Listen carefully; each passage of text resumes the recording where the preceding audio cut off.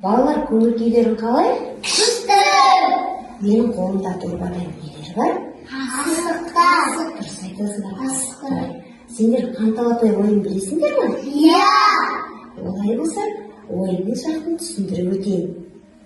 Балалар, мына дорбаның ішінде көптеген асықтар бар. Сол асықтардың ішінде қызыл асық қан деп аталады. Ойында осы қызыл асықты алған бала ойынды бастайды. Талапай, басталды ойын алақай деп, мен қолымдағы асықтарды шашамын, сендер өздеріңе асықтарды жинап аласыңдар. Сол асықтардың ішінен бір асықты сақа қылып сайлап аласыңдар. Қалған асықтарды ортаға тізіп тігеміз. Асық ату мүмкіндігін ұтып алады, осылайша жердегі асық таусылғанша ойын жалғаса береді. Ойын соңында әр бала ұтқан асығын санайды, көп асық жинаған бала жеңімпаз атанады. Ойын түсінікті ме сендерге? Иә! Ендеше ойынды бастайық.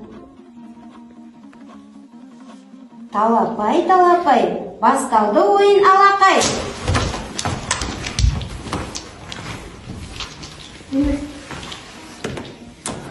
Қан асық кімге түсті екен? Кімде? Нұрисламда екен. Олай болса, қалған асықтарды ортаға тізіп тігейік.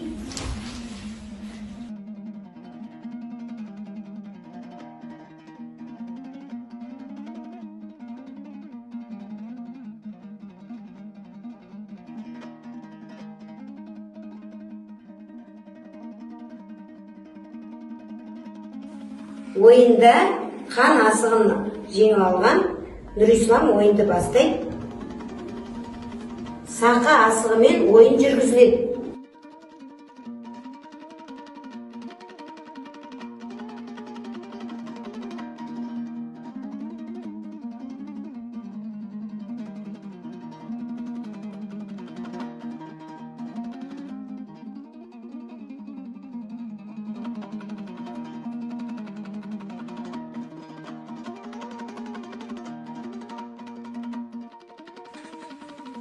Тегізе алмаған балаға біздер сұрақтар қоямыз.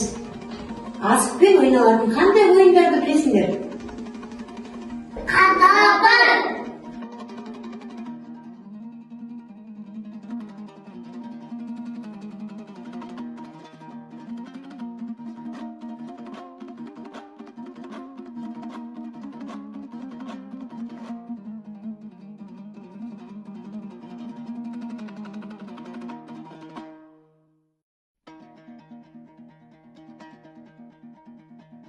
Тегізе алмаған балаға сұрақтар қоямыз.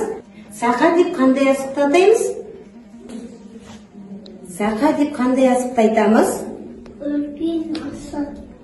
Иә, үлкен ауыр асықты айтамыз екен.